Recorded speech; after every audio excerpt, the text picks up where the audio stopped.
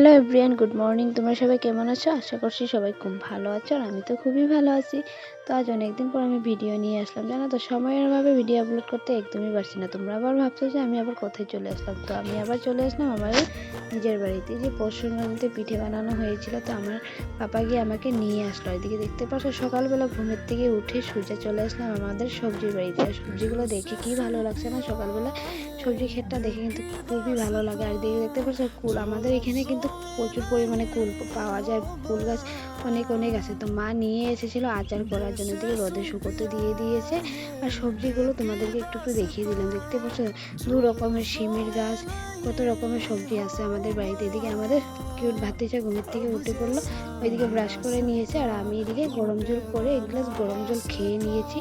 এদিকে আমাদের ছোট ভাইয়ের বউ রুটি বানাচ্ছে, সকালের ব্রেকফাস্ট বানানো হয়ে গেছে, বসে পড়লাম খেতে। তারপর এক গ্লাস দুধ খেয়ে নিয়েছি। টাটা।